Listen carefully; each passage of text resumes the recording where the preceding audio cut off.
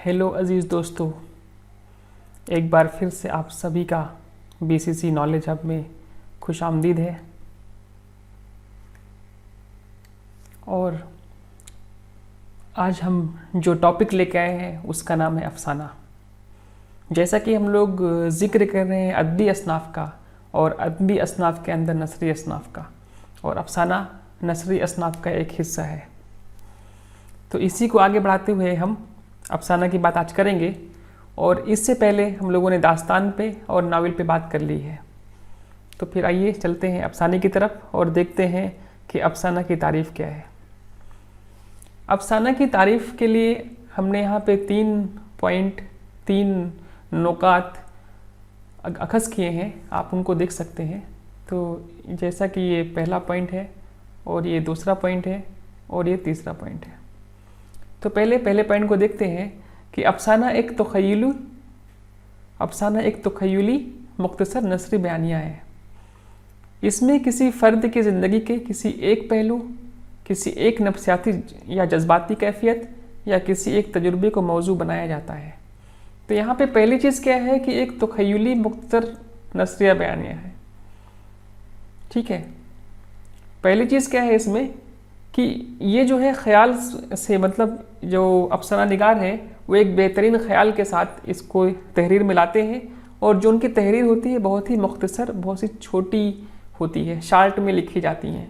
ठीक है, तो कभी कभी इसको शार्ट अफसाना भी बोलते हैं या छोटा अफसाना भी बोलते हैं। ठीक है, इसीलिए यानी मुख्तसर अफसाना भी कहते हैं इसको। अफसाना को कभी कभी उर्दू ज़बान में मुख्तसर अफसाना के नाम से भी इसको जाना जाता है। ठीक है, तो सबसे पहली चीज़ क्या है कि ये बहुत ही छोटा होता है। और दूसरी चीज़ है कि इसमें ख़यालों की बहुत बड़ी वजह होती है। जो अफसाना निगार होते हैं वो अपने ख़याल से बहुत ही अच्छे उम्दा तहरीर के साथ इसको पेश करते हैं। ठीक है, लेकिन अब इसमें होता क्या है, जैसे यहाँ पे लिखा हुआ है कि इसमें किसी फ़र्द की ज़िंदगी किसी एक पहलू, किसी एक नफ्सियाती या जज्बाती कैफियत। ठीक है, और तीसरी चीज़ क्या है कि एक तजुर्बे को मौजू बनाया जाता है। मतलब किसी इंसान की ज़िंदगी के कोई एक चीज़ को ले लिया जाता है, या तो उसके कोई एक ख़ास पहलू है जो बहुत ही इम्पॉर्टेंट है उसकी लाइफ का, वो ले लिया जाए। दूसरी चीज़ क्या है कि एक नफ्सियाती या जज्बाती कैफियत ले ली जाए जो उसके जज्बात से जुड़ा हुआ, उसके नफ्सियात से जुड़ा हुआ हो। और तीसरी चीज़ क्या है कि उसका कोई बेहतरीन उम्दा तजुर्बा हो, उसको मौजू बना लिया जाए। तो ये मौजूआत में ये 3 चीज़ें हैं जो अफसाना में लिए जाते हैं। चूँकि ये मुख्तसर होता है इसलिए बहुत ज़्यादा किसी की ज़िंदगी के बारे में बात नहीं की जाती, बल्कि उसमें से उसकी कोई ख़ास चीज़ को लिया जाता है। अब ये ख़ास चीज़ ये 3 तरह के हो सकते हैं, उनमें से कोई एक को मौजू बना लिया जाता है। दूसरी चीज़ क्या है, अब यहाँ पे देखिए सेकंड नंबर, कि अफसाने की लंबाई इतनी होनी चाहिए कि इसको एक नशिस्त में पढ़ी जा सके। ठीक है, यानी कि इसकी लंबाई बहुत छोटी होनी चाहिए कि एक जब उसको पढ़ाई मतलब शुरू किया जाए तो थोड़ी देर में ख़त्म कर लिया जाए। ठीक है, बहुत ज़्यादा लंबा ना हो कि पढ़ने में बोरिंग लगने लगे, और या फिर बहुत ही लंबा चौड़ा हो कि कई दिन लग जाए। तो ऐसी चीज़ नहीं होनी चाहिए, बल्कि एक छोटे से नशिस्त में इसको पढ़ लिया जाए। ठीक है, तो कुछ अफसाना निगारों ने इसके बारे में बोला है कि वो आधे घंटे में पढ़ लिया जाए तो अच्छा है। मतलब एक टाइम बता दिया गया कि आधे घंटे के आसपास होना चाहिए। अब वो 45 मिनट हो सकते हैं, 25 मिनट हो सकते हैं, मतलब आधे घंटे के आसपास से मतलब ये है कि 25 मिनट भी हो सकते हैं, 35 मिनट, 45 मिनट, या फिर 1 घंटे से कम होना चाहिए। ये एक है। तो जो यहाँ पे लिखा हुआ है इसकी खास बात यही है कि अफसाना एक मकबूल तरीन सनफ़ है जिसे एक नशिस्त में पढ़ा जा सकता है ना। मतलब बहुत ही आसानी से इसको बहुत ही कम समय में पढ़ा जा सकता है। अफसाना ऐसी चीज़ है। ठीक है, और तीसरी चीज़ क्या है कि अफसाना में वाक़यात का बयान, किरदारों की गुफ्तगू और मंजर व माहौल की पेशकश बहुत नपी तुली और तासुर से भरपूर होनी चाहिए। तो इसमें पहली चीज़ क्या क्या चीज़ें हो इंपॉर्टेंट है, वाक़यात के बयान हो, मतलब बयानिया हो, फिर किरदारों की जो गुफ्तगू है यानी कि मुकालमा हो गया, और इसलोब हो गए, और तीसरी चीज़ है मंजर व माहौल की पेशकश। ठीक है, ये तीनों चीज़ जो है बहुत ही नपी तुली होनी चाहिए, और नपी तुली के साथ साथ बहुत ही तासुर से भरपूर होनी चाहिए। मतलब उसमें असर भी होना चाहिए, जब कोई उसको पढ़ ले तो उसके अंदर इसका असर बाकी रहे। ठीक है, तो ये 3 चीज़ इंपॉर्टेंट है अफसाना के लिए। ठीक है, तो फिर से एक बार इसको आप रिपीट कर सकते हैं कि अफसाना एक तख़य्युली मुख्तसर नसरी बयानिया है। ठीक है, इसमें क्या क्या किया जाता है, किसी फ़र्द की ज़िंदगी के किसी एक पहलू, किसी एक नफ्सियाती या जज्बाती कैफियत या किसी एक तजुर्बे को मौजू बनाया जाता है। जैसा कि हमने बताया था कि तीन में से कोई चीज़ ले ली जाती है, बहुत ही छोटा होता है इसलिए बहुत कुछ नहीं लिया जाता। दूसरी चीज़ की बहुत ही, जो कि अफसाना बहुत छोटा होता है, इसलिए जो है इसका टाइम भी बता जाए कि आधे घंटे के आसपास होना चाहिए, और ऐसा पढ़ा जाए कि उसे मतलब कि उसी टाइम में पढ़ लिया जाए। जब वो शुरू किया जाए तो उसके आधे घंटे में या फिर आधे घंटे के आसपास उसको ख़त्म कर लिया जाए, इतना छोटा होना चाहिए। ठीक है, तीसरी चीज़ क्या है कि इसमें जो अफसाने में जो वाक़यात का बयान है, किरदारों की गुफ्तगू है और मंजर माहौल की पेशकश है, वो बहुत ही नपी तुली और तासुर से भरपूर होनी चाहिए। ठीक है, तो ये तो हो गई इसकी तारीफ़। अब आगे देखिए, उसी तीनों चीज़ तीन जो हमने बातें बताई, उसी तीन को एक मतलब की जगह पे रख दिया गया है। ये आपके जो उर्दू क़वायद और इर्तिका की बुक में है, उसको आप पढ़ सकते हैं। तो ये देख सकते हैं कि इसमें क्या लिखा हुआ है कि अफसाना एक ऐसी नसरी सनफ़ है जिसमें किसी एक वाक़े या ज़िंदगी किसी एक पहलू को कम से कम लफ्ज़ों में बयान किया जा सकता है। बयान का इसलूब इख्तियार किया जाता है कि दिलचस्पी कायम रहे और अफसाना का मकसद भी वाज़ेह हो जाए। इसी के साथ ये भी ज़रूरी है कि तासुर की वहदत हर हाल में बरकरार रहे। ठीक है, तो वही चीज़ यहाँ पे है कि किसी एक वाक़ई या ज़िंदगी किसी एक अहम पहलू को, बहुत ही जो ख़ास पहलू है, उसको कम से कम लफ्ज़ों में बयान किया जाए, मुख्तसर में बयान किया जाए, जो कि मुख्तसर हमने पहले बताया था कि बहुत ही मुख्तसर बयानिया है, तो बहुत ही कम लफ्ज़ों में उसको बयान किया जाए। और जो उसका इसलूब है, उसको जो उसका जो बयान है वो बहुत ही क्या हो, दिलचस्पी, मतलब ऐसा लिखा जाए कि उसमें दिलचस्पी कायम रहे और दिलचस्पी के साथ साथ उसका जो मकसद है वो भी पूरा हो जाए। ठीक है, क्या कहना चाहता है अफसाना निगार वो भी उसमें आ जाए और उसकी वजह से फिर उसमें तासुर की जो वहदत है वो भी बरकरार रहे। ठीक है, तो यही चीज़ वहाँ पे लिखा है, जो हमने ये 3 पॉइंट दिए आपको अभी, इधर के तीनों पॉइंट, यही तीनों पॉइंट को यहाँ पे लिख दिया गया है। ठीक है, तो आप अपने हिसाब समझकर जो भी आपको ठीक लगे उस तरह से आप लिख सकते हैं। उसमें कोई ज़रूरी नहीं है कि जिस तरह से ये लिखा गया है वैसे ही है, बल्कि वो 3 पॉइंट जो हमने बताए उसको अपने लफ्ज़ों में आप उसको लिख सकते हैं। ठीक है, समझकर। अब इसके अज्जा की बात करते हैं। तो अज्जा क्या है इसके, देखिए इसमें 5 चीज़ें, जो अज्जा के जो पॉइंट्स हैं 9 पॉइंट में से ये 5 पॉइंट बहुत इंपॉर्टेंट है। ये पहला पॉइंट हो गया, ये दूसरा हो गया, ये तीसरा, और ये चौथा, और ये 5वां। तो पहला क्या है, प्लॉट। दूसरी चीज़ है किरदार, तीसरी ज़मान व मका, चौथी चीज़ है मरकज़ी ख्याल, और 5वीं चीज़ इसलूब। मतलब ये 5 जो है अफसाना की ख़ास अज्जा है। इन पे बहुत ही ध्यान दिया जाता है। जब कोई अफसाना निगार अफसाना लिखता है, तहरीर करता है, तो इन 5 चीज़ों को बहुत ध्यान से लिखता है, बहुत ही गौर फिक्र के साथ, बहुत ही अच्छे लफ्ज़ों का चयन करता है और फिर उसको तहरीर में लाता है। ठीक है, तो जब वो तहरीर में कोई चीज़ लाता है तो इन 5 जो अज्जा हैं उन पे बहुत ही गौर फिक्र करने के बाद ही लिखता है। ठीक है, तो अब देखते हैं कि अफसाना में प्लाट, किरदार, ज़मान व मकाम, मरकज़ी ख्याल, इसलूब का कैसे बताया गया है वो देख लिया जाए। ठीक है, अब देखिए इसमें पहली चीज़ है प्लाट। प्लाट में क्या है कि अफसाना में वही वाक़यात या वाक़या पेश किया जाता है जो मजमूई तासुर को नुमाया करने में मददगार हो। इस तरह से अफसाने के प्लाट में आगाज़, दरमियानी हिस्सा और अंजाम की तश्कील बहुत ही हुनरमंदी से की जाती है। अब प्लाट में ध्यान किस चीज़ का रखा जाता है कि उसका आगाज़ कैसे हो, पहली चीज़। दूसरी चीज़ है कि उसका जो दरमियानी हिस्सा है, चूँकि वो इसमें क्या बड़ा रहेगा, आगाज़ थोड़ा छोटा होगा और अंजाम भी छोटा होगा, और जो दरमियानी हिस्सा है वो कुछ इनसे बड़े होंगे। तो इन तीनों चीज़ों को बहुत ही ध्यान दिया जाता है। ठीक है, तो पहली चीज़ क्या है, आगाज़। दूसरी चीज़ क्या है, दरमियानी हिस्सा।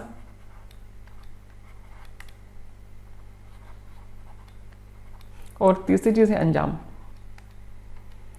तो इन तीनों चीज़ों को जो अफसाना निगार है वो इस सब चीज़ों को ध्यान में रखता है कि आगाज़ का प्लाटिंग कैसे हो, दरमियानी हिस्से की प्लाटिंग कैसी हो और अंजाम की प्लाटिंग कैसे की जाए, कैसी उसको शक्ल दी जाए, कैसे उसकी तश्कील की जाए, इसको ध्यान रखा जाता है। ठीक है, तो इन सब चीज़ों को ध्यान में रखते हुए वो क्या करते हैं, वाक़यात या वाक़या जो पेश आता है, मतलब कि जो जो पेश आता है उसमें से वही चीज़ चुनता है जो बहुत ही दिलचस्प हो, बहुत ही इंटरेस्टेड हो, उसी को वो लाता है, जिससे क्या हो उसका तासुर जो है उस हर पूरे जो अफसाना है उसमें मौजूद रहे और लोग दिलचस्पी के साथ इसको पढ़ें। तो इसका बहुत ही ख्याल रखा जाता है। ठीक है। दूसरी चीज़ क्या है? किरदार।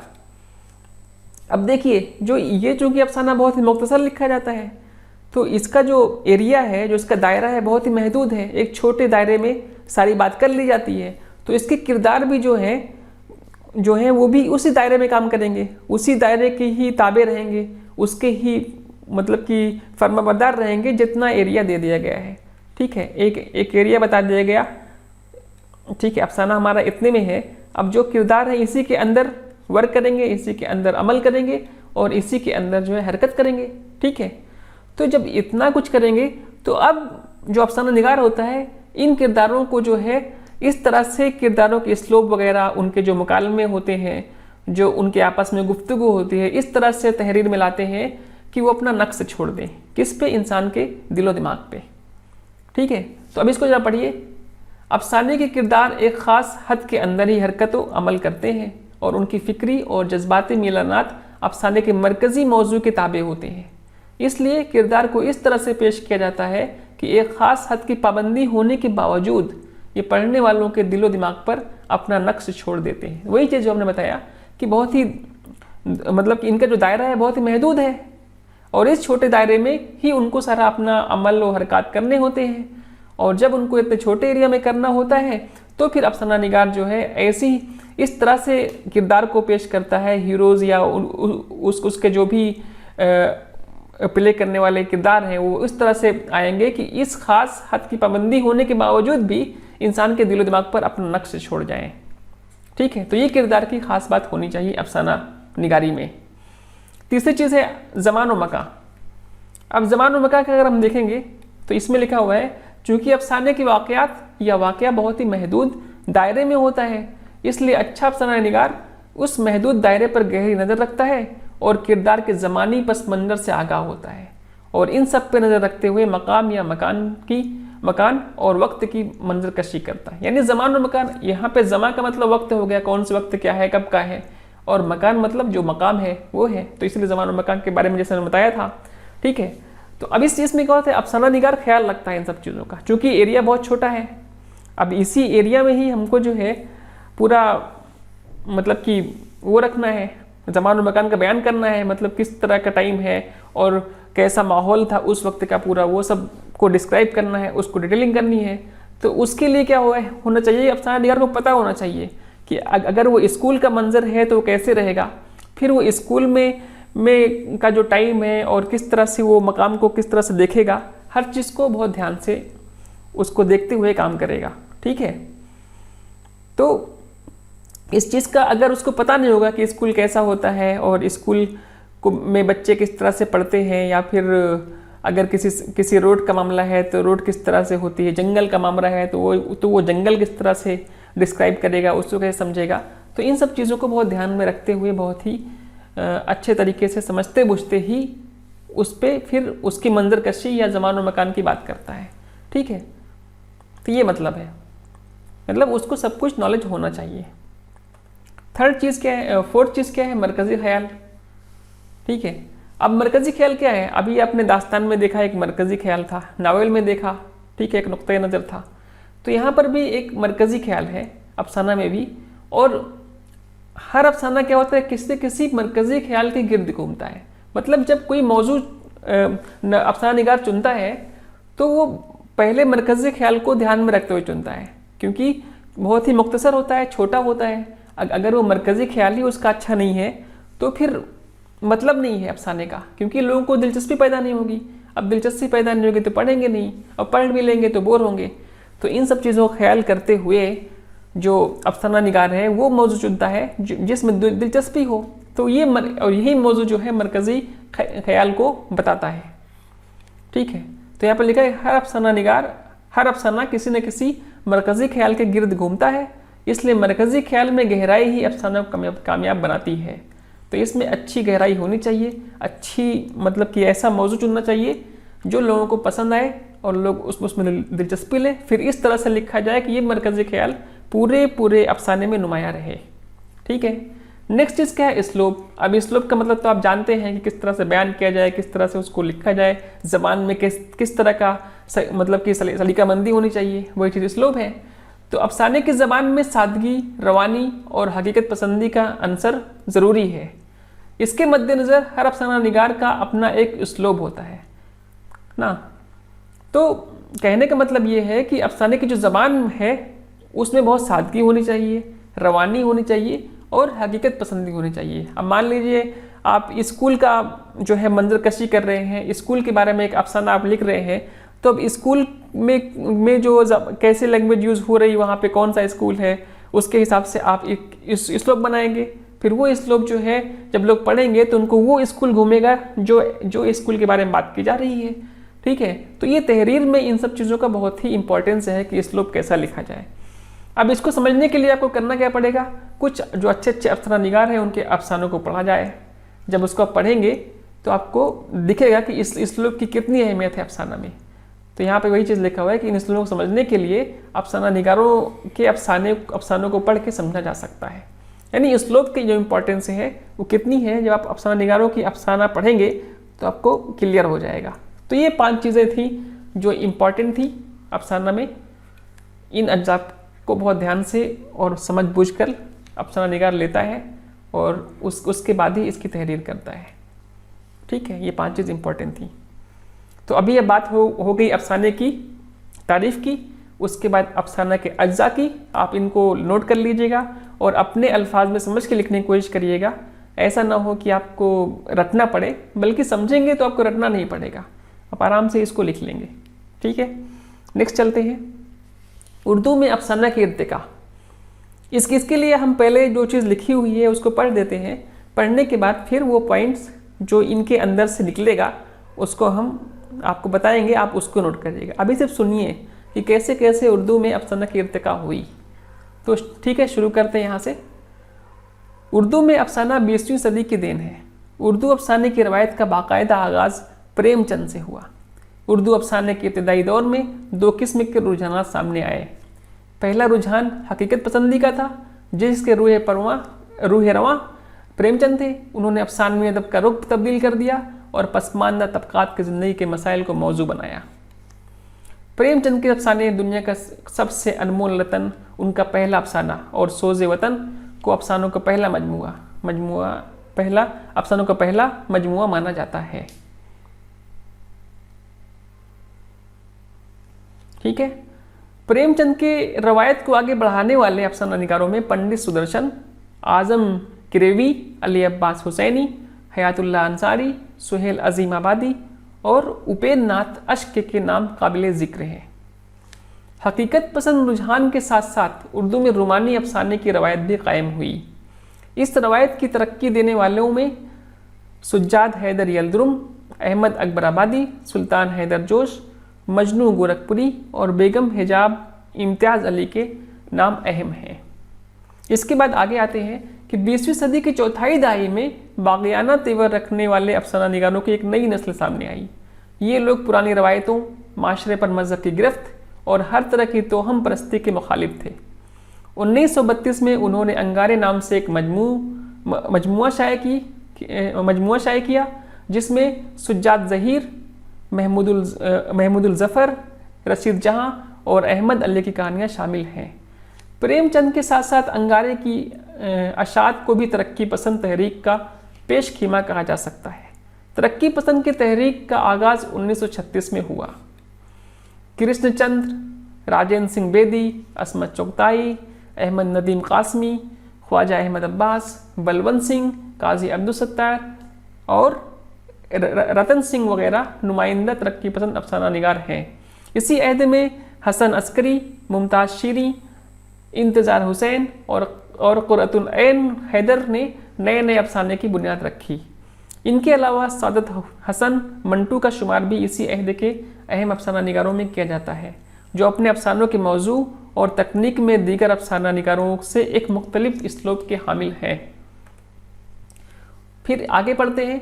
1960 के बाद उर्दू में अलामती और तजरीदी अफसाने भी लिखे जाने लगे।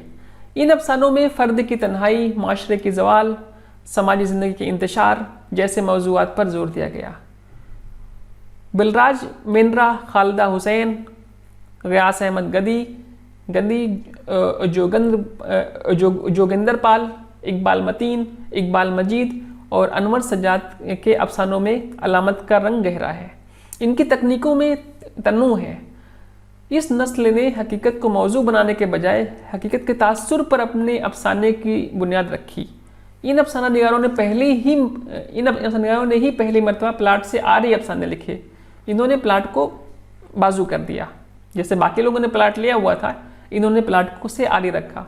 इस रवायत को बाद के जिन अफसाना निगारों ने फ़रोग़ दिया उनमें शफ़क़, शमूएल अहमद, अब्दुल समद और शौकत हयात के नाम काबिल ज़िक्र हैं। इनके बरअक्स सलाम मिर रज़्ज़ाक़, अनवर खां, अली इमाम नक़वी, अनवर कमर, सैयद मोहम्मद अशरफ ने नई हकीकत को बुनियाद बनाकर अफसाना के फ़न में तवाज़ुन कायम करने की कोशिश की। ठीक है, तो ये चीज़ हो गई पढ़ने के लिए जो आपने सुनी। अब इनसे जो पॉइंट निकलते हैं वो आपको लिखने की ज़रूरत है, और लिखना ही सिर्फ नहीं है बल्कि समझना भी है। तो देखिए कैसे कैसे उर्दू में अफसाना की इर्तिका किस तरह से हुई। ठीक है, वही जो चीज़ें थी जो हमने आपको 3 स्लाइड में दिखाई, पढ़ के सुनाई, वही चीज़ यहाँ पे लिखा हुआ है, बस उनको 7 पॉइंट में दे दिया गया है। ठीक है, तो पहला पॉइंट क्या रहेगा कि अफसाने का आगाज़ उर्दू में 20वीं सदी में हुआ। ये नोट करिए कि अफसाने का आगाज़ उर्दू में 20वीं सदी में हुआ। इसका बेहतरीन अंदाज में आगाज़ प्रेमचंद से हुआ। ठीक है, प्रेमचंद ने इसको बेहतरीन अंदाज से इसका आगाज़ किया, किसका? अफसाने का। फिर तीसरी चीज़ है कि शुरुआती दौर में अफसाने में 2 तरह के रुझानात मिले। जो रुझान थे वो 2 तरह के मिले। पहला रुझान था हकीकत पसंदी और दूसरा रुझान था रोमानी अफसाने। ठीक है, इसके बाद लिखिए कि हकीकत पसंदी रुझान के कुछ अफसाना निगार कौन कौन है? वो हैं प्रेमचंद, पंडित सुदर्शन और हयातुल्लाह अंसारी। इसी तरह से रोमानी अफसाने के कुछ अफसाना निगार कौन है? सुज्जाद हैदर, यल्दरुम, अहमद अकबराबादी और सुल्तान हैदर जोश। ठीक है, ये नोट कर लीजिए। आप इसको स्लाइड रोक कर भी आप इसको नोट कर सकते हैं, हम पढ़ दे रहे हैं। 1930 में बागियाना तेवर के अफसाने लिखे गए। इसमें पुरानी रवायतों, माशरे पर मजहब की पकड़ और हर तरह की तोहम परस्ती की मुखालफत को जाहिर किया गया। ठीक है, इसको लिखे गए कर देंगे। 1930 में बागियाना तेवर के अफसाने लिखे गए। इसमें पुरानी रवायतों, माशरे पर मजहब की पकड़ और हर तरह की तोहम परस्ती की मुखालफत को जाहिर किया गया। ये आपका हो गया चौथा पॉइंट। 5वां पॉइंट है, इसी तेवर के मद्देनज़र 1932 में अंगारे नाम से एक मजमुआ शाये किया गया, जिसमें सज्जाद ज़हीर, रशीद जहां, महमूदुल ज़फ़र और अहमद अली की कहानियाँ हैं। ठीक है, इस तरह से इर्तिका अफसाने की बढ़ती गई और फिर 1935 के बाद अफसाना की एक नई तहरीक का आगाज़ हुआ और ये तरक्की पसंद तहरीक कहलाई। और 1936 में कृष्णचंद, राजेंद्र सिंह बेदी, यहाँ पर भी थोड़ा मिस्टेक है, ये हो गया बेदी, राजेंद्र सिंह बेदी, असमत चुगताई वगैरह तरक्की पसंद के हिस्सा बने। ठीक है, इसके बाद लास्ट पॉइंट है कि 1960 के बाद अलामती और तजरीदी अफसानों का आगाज़ हुआ। इन अफसानों में फ़र्द की तन्हाई, माशरे के ज़वाल और समाजी ज़िंदगी के इंतशार जैसे मौज़ूआत पर जोर दिया गया। तो ये अलामती और तजरीदी अफसाने हैं क्या? अलामती का मतलब बहुत ही शार्ट में खुलासे की तरह और तजरीद कर दिया जाए। मतलब तजरीदी और अलामती में क्या होगा, बहुत शार्ट में रहेगा और उससे खुलासे की तरह बयान करना, मतलब अफसाने को और छोटा बनाया जाए, ये किया गया। ठीक है, तो ये जो 7 पॉइंट है इसको आप नोट कर लीजिए। अगर आप लिख नहीं पाए हैं तो आप स्लाइड को रोक लीजिएगा और उसको अच्छे से नोट कर लीजिए और अपने हिसाब से उसको समझ लीजिएगा। फिर उसके बाद फिर से लिखिएगा और कुछ पॉइंट हो सकता है हमने छोड़ दिए हो तो आप वो मतलब वहाँ से ले सकते हैं और उसको मगर इस तरह से लिखिए कि आपको याद रहे। ठीक है, बाद में अगर आप रिवाइज़ करें, मान लीजिए भूल भी जाएँ तो रिवाइज़ करें तो आपको याद आ जाए, इसका ख्याल रखिएगा। तो ये था अफसाना के बारे में। अब अगली नशिस्त में हम इंशाइया के बारे में बात करेंगे और इंशाइया हमारा जो है नसरी असनाद का 10वीं जमात के एतबार से ये लास्ट हिस्सा है। वैसे नसरी असनाद में तो बहुत कुछ है, जैसा कि हम पहले भी बता चुके हैं और आपको दिखाए भी थे कि नसरी असनाद में बहुत कुछ है, लेकिन हमने 4 ही लिया था। तो अभी ये जो है 3 कंप्लीट हो गए हैं। अब इंशाइया हम पढ़ें, जब हम इंशाइया पर बात करेंगे तो उसके बाद हमारा नस्ल स्नाप कंप्लीट हो जाएगा। ठीक है, तो अगली नशिस्त में हम मिलते हैं इंशाअल्लाह के साथ। तब तक लेते हैं अलविदा, अल्लाह हाफिज़।